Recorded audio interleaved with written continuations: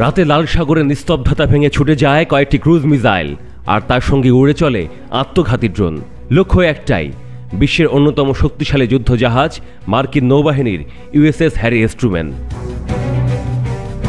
মঙ্গলবার রাতে এক বিবৃতিতে ইয়েমেনি সশস্ত্র বাহিনী জানায়, মার্কিন আগ্রাসনের জবাবে তারা পরপর তৃতীয়বারের মতো মাত্র 24 ঘন্টার ব্যবধানে মার্কিন যুদ্ধজাহাজকে লক্ষ্যবস্তু বানিয়েছে। ইয়েমেনের নৌবাহিনী, রকেট ইউনিট এবং বিমান বাহিনী যৌথভাবে এই অভিযানে অংশ নেয়। অপারেশন এখনও চলমান বলেও জানানো হয়েছে তাদের পক্ষ থেকে।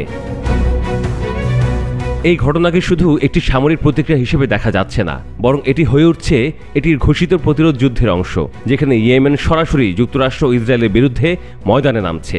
বিবৃতিতে বলা হয়েছে, আমাদের সামরিক অভিযান অব্যাহত থাকবে, মার্কিন যুদ্ধজাহাজ ও ইসরায়েলি সামরিক স্থাপনাগুলো আমাদের টার্গেট। এই বিবৃতিতে আরও বলা হয়েছে, গাজায় চলমান গণহত্যা বন্ধ না হওয়া পর্যন্ত এবং অবরোধ না ওঠা পর্যন্ত ইসরায়েলের বিরুদ্ধে অভিযান চলতেই থাকবে। ইয়েমেন স্পষ্ট করে জানিয়ে দিয়েছে তারা আর পেছনে ফিরবে না।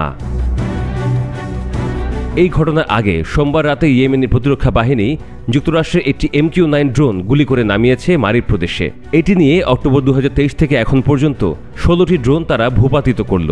এটি তাদের আকাশ প্রতিরক্ষা ব্যবস্থার সক্ষমতার একটি বড় প্রমাণ। অন্যদিকে যুক্তরাষ্ট্র বসে নেই। রবিবার রাতে তারা সানায় চালায় অন্তত 13টি বোমা হামলা। আল মালিকা এলাকায় 8টি এবং সার্ফ এলাকায় 5টি হামলা হয়েছে।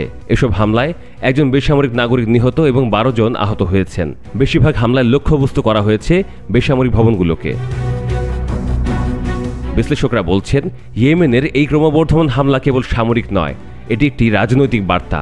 ইসরায়েলের বিরুদ্ধে আরব জগতের সরাসরি যুদ্ধে অংশগ্রহণের সাহস খুব কম দেশই দেখিয়েছে। ইয়েমেন সেই সাহস দেখাচ্ছে গাজায় গণহত্যা বন্ধ করতে। ইয়েমেনি হামলার প্রভাবে ইসরায়েলের এলাত বন্দর কার্যত বন্ধ হয়ে গেছে, যা অর্থনৈতিক দিক থেকে তেল আবিবের জন্য বিশাল ক্ষতির কারণ। সামরিক ও কূটনৈতিকভাবে এই যুদ্ধপট পরিবর্তন করে দিচ্ছে।